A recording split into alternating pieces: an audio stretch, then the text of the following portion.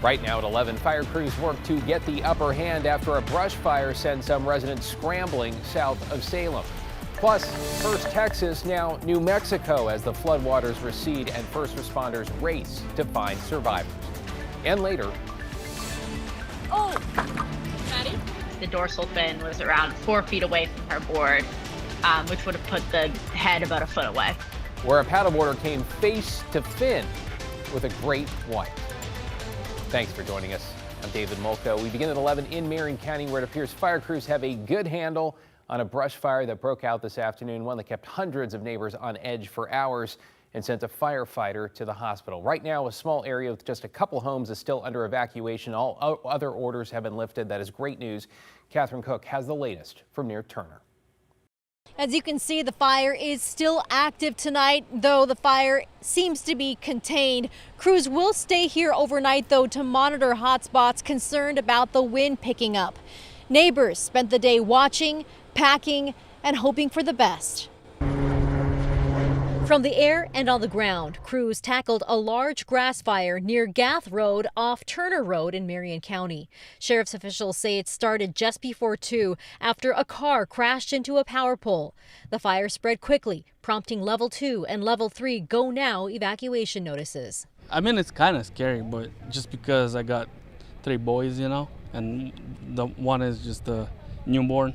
Hundreds of people in the Crawford Crossing neighborhood prepare to leave. We have our car packed up with clean underwear, clean shirts, and clean clothes, and all of our pictures ready to go. The fire grew to around 30 acres, destroying 2 outbuildings, but no homes. A firefighter was hospitalized with a medical issue. It's scary seeing it this close because obviously it's controlled, at least as of now, but stuff can always go south. It's always luck of the draw, I guess. As smoke plumes rose and faded, neighbors kept an eye on the wind, hopeful it would not push the flames toward their homes. It's a little nerve-wracking, but I know that ultimately I don't think it's going to get to our neighborhood. I have faith in the people that we are sending out here, and I have faith in God. For those who need a place to stay, the Red Cross has opened up a shelter for evacuees at Cascade High School. In Marion County, Catherine Cook, KGW News. Always incredible work by first responders. Meanwhile, a wildfire that sparked this evening on the Washington side of the gorge is now in mop-up mode. This burns south of the Dog Mountain Trailhead in Skamania County and shut down one lane of State Route 14 earlier tonight. No one was evacuated. Well, thankfully, the fire crews didn't face hot conditions or gusty winds today, but temperatures are about to heat up in a big way, and that means we're calling for a weather impact alert for part of next week. Chief Meteorologist Matt Sfino here with a first look at what is on the way. Matt? Thanks, David. Yeah, this is not imminent. It's on day 6 and day 7 of the 7-day forecast, but it's going to be our warmest weather, hottest weather of the year so far. Back down to Salem real quick. 66 degrees and the winds are now under 10 miles an hour, so they're going in the right direction, and the winds should be calm in the valley overnight tonight. We're running 2, 3, 4 degrees cooler tonight compared to last night, thanks to that push of marine air that came in last night, so that's good as well. And it's also cloudy outside. But let's talk about next week. We've got a weather impact alert for Tuesday and Wednesday. Those are going to be the hot days. It will be excessively hot, so you want to think about already start planning so you don't have to overexert. And check on the elderly, friends, neighbors, relatives, especially those that don't have air conditioning and are pretty much stuck inside. So you really want to make sure that we take care of them. So again, Tuesday and Wednesday, it'll be very warm overnight as well. Not that much cooling, which again makes the heat even tougher to take because you just don't get relief overnight. And the records for Tuesday and Wednesday, 103 and 104. I don't think we get that warm, but we'll be close. We'll show you how close in a bit, David. Wow, triple digits, here we come. Thanks, Matt. To get you caught up on tonight's other headlines now, former Portland Trailblazer Ben McLemore has been sentenced to more than 8 years in prison for raping a woman at a teammate's house party. At trial, the woman testified she was incapacitated after a night of heavy drinking and unable to consent. She spoke again during today's sentencing hearing. We agreed not to show her face. Rape is not a word to be taken lightly. It's not something that should ever be used as a joke or a casual accusation. I fully understand the gravity of the word and the damage that it causes and the lives that it destroys. No amount of money could ever undo the damage he caused, and it wasn't compensation I was seeking, it was justice. McLemore will also be required to register as a sex offender.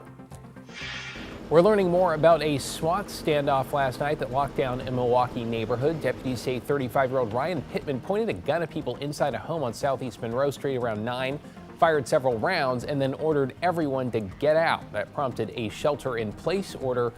Crisis negotiators got Pittman to surrender just after 11. He is now in jail on gun and probation violation charges. It does not appear anyone was injured. And Oregon schools could lose more than $73 million after the U.S. Education Department cut several grants. It's part of nearly $7 billion the Trump administration is withholding nationwide from after-school, summer programs, and English language instruction. In Oregon, over $20 million funded migrant education, with another $20 million targeting student achievement. In a statement, the Oregon Education Department says cutting these programs would undermine efforts to close opportunity gaps and to support vulnerable students.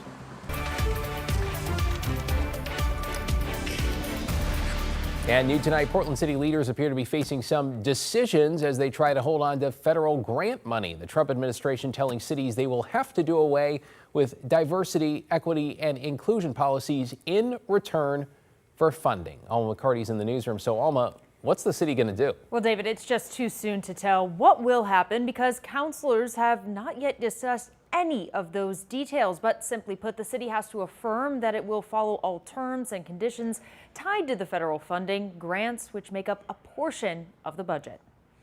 We get a lot of federal grants, about $100-ish million a year on the whole. They're primarily in housing, transportation. There's a lot in the public safety sphere as well. And a new fiscal year paired with a new administration, presenting new challenges to the city of Portland. We found out just in the last week that we now have the first grants coming forward where we need to make some decisions about how we work with the federal administration. On Wednesday, City Administrator Michael Jordan released a statement alluding to these decisions and how to respond, writing, in part, executive orders signed by President Donald J. Trump have reshaped the legal landscape for cities that operate programs focused on diversity, equity, and inclusion.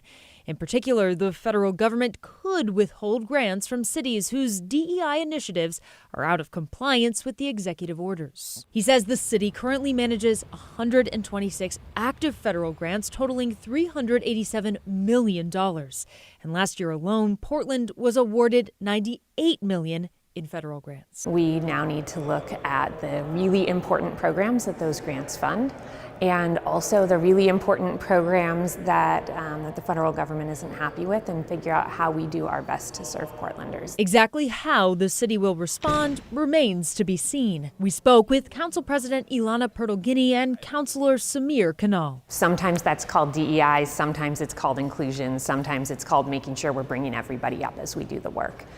That's what we need to be doing moving forward. That's part of Portland's values and Council's values. And if the Trump administration disagrees with that, I don't know what to tell them. And we know what our values are and what our community's values are. And we care about making sure that we are not backsliding on equity and not making sure that we're not going to sell out any of our communities. In terms of a timeline, the city administrator says that the mayor and council will explore possible paths forward in the coming weeks. David? It sounds like at least those two counselors are pretty clear on where they're going and where they won't go. Thanks, Alma. Tonight, we're also keeping an eye on upcoming cuts to Medicaid and what they could mean for Oregonians. More than 1 million people in Oregon rely on Medicaid for health coverage, including 70% of children in rural areas. Now, on July 4th, the president signed his big, beautiful bill into law. It includes about $1 trillion in cuts to Medicaid. Today on The Story, we heard from the CEO of Care Oregon. It's a nonprofit that provides health insurance services, who told us what people should do before those cuts start happening. The first thing is to try to make sure they don't lose coverage, right? Because a lot of the hassles will be administrative, that we have to make sure that people keep their addresses up to date with the Oregon Health Authority and with the state, that they pay attention and work with community partners and companies like Care Oregon and other coordinated care organizations to make sure that they're paying attention to the timing of these things. So if there are work requirements, if there are eligibility renewals they need to do, they're taking care of that in advance. It's always the fine print, right? These cuts are not happening right away. The New York Times created a timeline that indicates Medicaid and SNAP work requirements will begin in 2026, while additional funding changes would be delayed until 2028. You can watch Blair's full conversation with Eric Hunter on today's episode of The Story. It's up right now on our free TV app. KGW+. Okay, after just 2 months on the market, Portland's Big Pink, officially known as the U.S. Bancorp Tower, has a new owner. The Portland Business Journal reporting former telecom and auto industry executive Jeff Swigert bought the building in an all-cash deal, according to the Oregonian. The sale price is $45 million. Compare that with what the building sold for a decade ago, $372 million. Last fall, the tower's anchor tenant, U.S. Bank, declined to renew its lease and moved its employees to other metro locations.